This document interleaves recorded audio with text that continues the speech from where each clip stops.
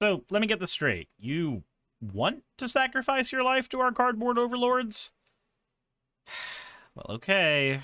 Let's go.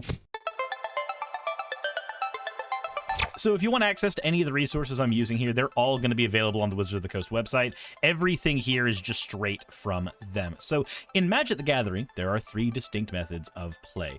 The very first method is Commander. This is the one you'll probably see the most. Commander uses 100 card decks, one of which is your commander. You're only allowed 1 of every card in your deck, and you play with 2 to 4 players typically. Then there is 60 card Constructed. It says Standard here, but we're just going to call it 60 card Constructed.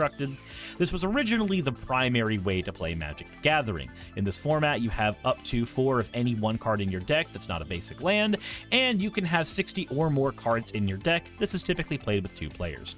Then you have the variety of limited formats. They've got Limited and Jumpstart here, but those that's just a little bit of it. So with Limited, this contains the Sealed, the Draft, and of course the Jumpstart formats. In this format, you build a new deck every single time with a booster pack. You may have 40 or more cards in your deck, and you can play with any of the cards you pulled from a booster pack at all with no restrictions, even if you end up pulling more than 4 of a single card. The difference between these formats are something that you'll find out if you ever want to play any of them specifically. Again, go to the Wizards of the Coast website if you want to see more. But I say there's 3 formats you can play, but lately Commander is just the primary way to play, and maybe a little bit of Sealed and Draft here and there.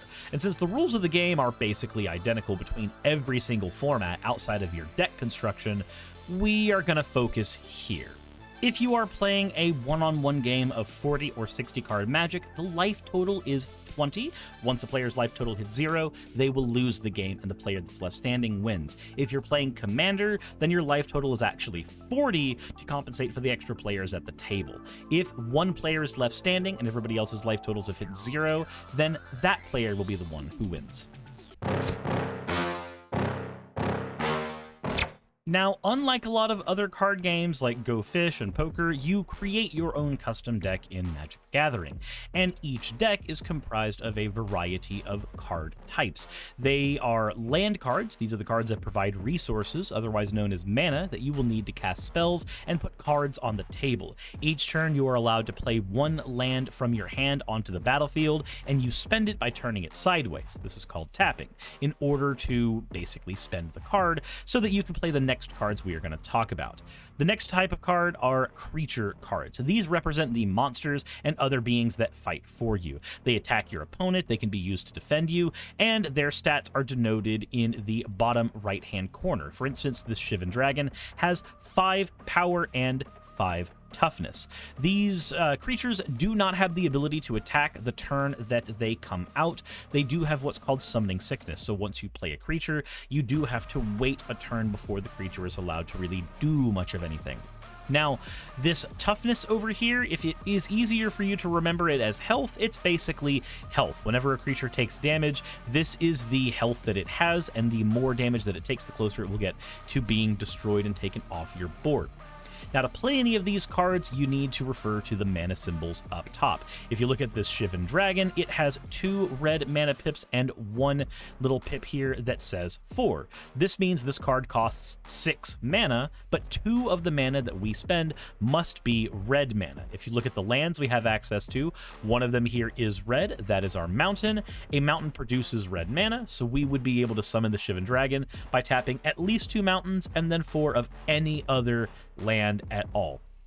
This mechanism for playing cards goes for every other card type we are going to talk about throughout the game. The next type of cards we're going to talk about are sorceries and instants. Now, there's not much of a distinction between these two, other than the fact that instants, denoted by the word instant, can be played on an opponent's turn or in response to things, whereas sorceries can generally only be played on your turn. Both of these spells offer a one-time effect. So if you look at Demonic Tutor, search your library for any card, put it into your hand, and then shuffle your library. Once you finish casting the card, it will immediately go into your graveyard and will be taken off what's called the stack. Now, the stack is mostly important when we are talking about instances. So what this means is if I play a card and my opponent responds by playing an instant, the cards are layered on top of one another like a stack, because as you play more cards at once, they are stacked on top of one another. And then the stack has to resolve backwards. Think of it like this. If you put 3 slices of bread on top of one another, you have to remove the top slice before removing the next slice if you're trying to remove only one piece at a time. It's a little bit like a really wobbly Jenga tower. So whichever card you play last is actually the card that will resolve first, because the stack will always have to resolve backwards.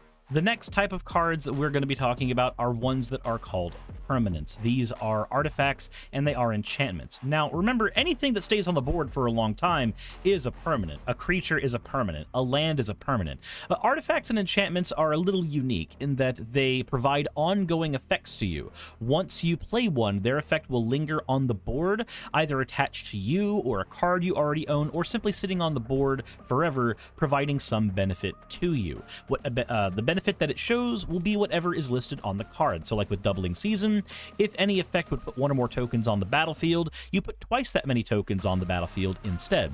If an effect would place 1 or more counters on a permanent you control, it places twice that many counters. So if you play any other card that gives you an effect that gives you tokens or counters, the Doubling Season will automatically give you double of whatever that card is. You don't have to put in any more inputs, you just play the card. The last type of major permanent card that we need to talk about are going to be Planeswalkers. Now, Planeswalkers represent powerful allies that fight alongside you. They have loyalty counters, as denoted by this number down here, and to activate their effects, you either have to increase the amount of loyalty on the Planeswalker or decrease the amount of loyalty on the Planeswalker, as denoted by the plus signs and the minus signs there. Each Planeswalker also can be attacked like a player. So when we talk about the combat step, whenever you play a creature, if it attacks something by turning it sideways, just like how you exhaust a land by turning it sideways, you declare a target. But your targets can generally only be players, unless, of course, a Planeswalker is on the board. These can be targeted by attacks. So if a Shivan Dragon with 5 power here were to attack this Chandra Hope's Beacon that has 5 loyalty, the Chandra Hope's Beacon would be destroyed, because once a Planeswalker has 0 loyalty, that's it for the Planeswalker. It's gone. The last type of permanent we need to talk about are the commanders in the game. If you are playing the commander format, then you will have 1 or 2 commanders available for your deck. You only have 2 commanders if a commander has partner listed on its card. In the commander format, your commander resides not in your deck, but in your command zone, and typically your commander is a legendary creature, as denoted by this little section right here that says legendary creature. Now, if your commander dies, it does not go to the graveyard automatically. You choose which zone it goes to. So you can have it go back to the command zone so you can recast it again. If a commander goes to a command zone, however, if you wish to cast it again, it will cost 2 more mana for every time it has been destroyed. So with Savra, Queen of the Golgari here, if she happens to die, instead of costing 4 mana, she will now cost 6 mana. And then if she dies again, she'll cost 8 mana, on and on and on. The last thing to note about a commander is if you have chosen a commander, then your deck has to only contain cards that are within its color identity. So Savra here, as denoted by the black and green mana, is a black and green commander. So our decks can contain black cards, they can contain green cards, and they can contain cards that are a mix of black and green, or they can contain colorless cards. And with that, that's all the different types of cards you can play in Magic, with one exception, but I'm sure you'll figure out what those are if anybody happens to actually play a battle. That said, let's move on to the next section. So before you can actually start playing Magic, you need to figure out who's going first. Determine this with either a dice roll or a coin flip, anything that you can think of to determine this. Then, after that, each player will draw 7 cards and determine if they can keep their hands. If a player does not want to keep their hand, they can do what's called a mulligan, where the hand gets shuffled into their deck, they draw a new hand, and then every time they mulligan, they can put 1 card from their hand to the bottom of their library, basically as a cost for a hand refresh. In Commander, you are allowed at least 1 free mulligan. Once you're satisfied that your hands are acceptable, you move into the turn order and phase system. So let's go ahead and go over the phases of a turn.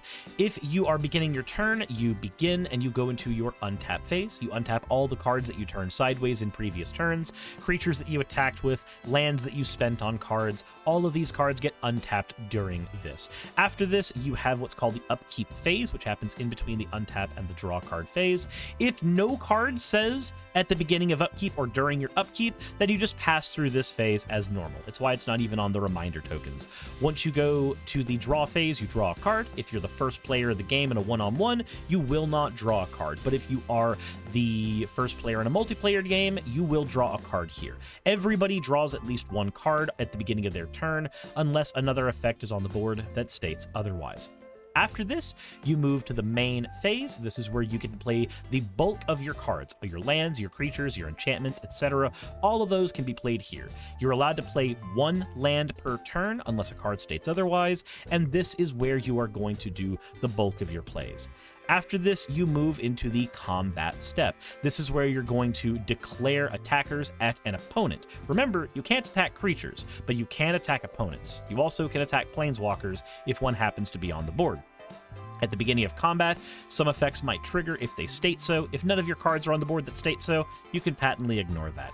After you declare attackers, an opponent is allowed to declare blockers. Once they declare a blocker, then combat happens, where damage is dealt between the creatures. If a creature has 5 power and somebody has 10 life, at the end of combat, they will have 5 life left. If a creature has 5 power and it's blocked by a creature that has 6 toughness, that creature will have 1 toughness at the end of combat, and your creature will have its toughness deducted from their attack as well. Creatures do damage to each other anytime one creature is declared as a blocker.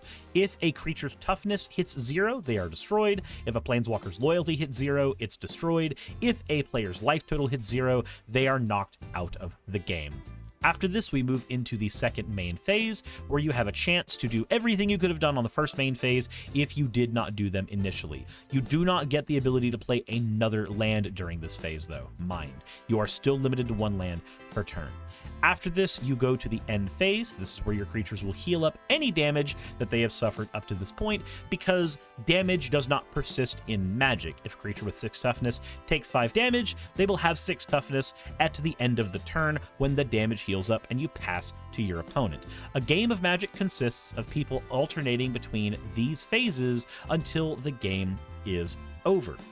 This happens when either one player runs out of cards in their deck or runs out of life, and in a one-on-one game, one player losing the game ends the game. In a multiplayer game, though, it's the last man standing. You'll need everybody but one player to lose. Now, this all might seem like a daunting amount of information, but don't worry, you will get the hang of it.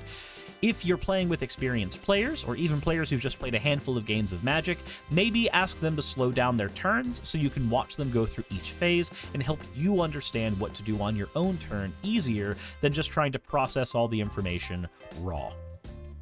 If you ever need a reminder of what the turn order looks like, you can either go to the Magic the Gathering website, which is where I've gotten all my resources for this video already, or you can ask your LGS, your local game store, if they have one of these on your turn phase order tokens.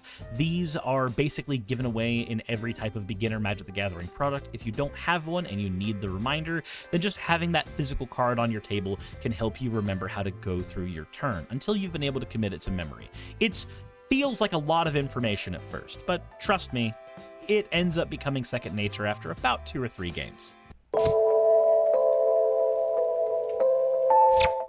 Now, with all that said, you have everything you need to start playing Magic the Gathering. If you want to figure out where to start, what product to buy, the best thing to do is to check at channels like Tolarian Community College that go over different Magic products, or you can go to your local game store and ask around and say, hey, what would probably be the best deck for me to start with? Note, it's probably going to be better to start with Commander. It's a harder format to learn than others, but it is the format that most people play, so it's going to be the easiest one for you to find people to teach you you in. And remember, these are just the basics. This is what you need to get started playing Magic the Gathering. There's a lot more to the game than the rules that we've talked about. I did mention battles and skipped over them because it's very unlikely you'll have to encounter them in most of your games. Just like how chess has the basic rules that are easy to learn, and then there's specific maneuvers like castling that you end up learning after some experience, Magic the Gathering has similar strategies that you'll end up learning the longer that you play. Let yourself be open to interesting things that will come to you and interesting mechanics that will be shown to you as you play. But with that said, I hope this primer is enough to help any newer player who doesn't know how to play start playing the game and enjoying themselves. After all, I'm an advocate for making sure this game is affordable and approachable by everybody because I think it's important for people to have third places that they're able to go to and spend time at with their friends, loved ones, and family, playing a game that is honestly more intricate and deep than anything you've probably touched before. But let me know what you think in the comment section below. Hit the like button if you haven't already, and if you start playing Magic as a result of this video, then let me know. Remember, all the resources that I used today are going to be on the Wizards of the Coast website, and that will be linked in the description below. Please check that out if you need a refresher on anything that I went over in this video. And as always, everybody, insert end of video tagline here. Hey, I just quickly want to give a thank you to all of my wonderful patrons who keep this show running. YouTube and Twitch are a pretty bumpy ride at the best of times, and the stability a Patreon provides me is worth more than I can say here. I'd also like to thank each and every one of my $20 and up patrons here, and they would be Red Joker, Blitzkrieg, Cameron, Dren, Jemshin, Smiling DM, Poundini, Nabbity Babbity, Naomi, Isaac, Agamotto, Jordan, Ravi, Giuni, Kiratorian, Prisma, all of you, I'm not saying that part, and Starlight. And finally, thank you to everyone else that helps keep this channel alive. While you're here, why not check out another video? And thank you for watching.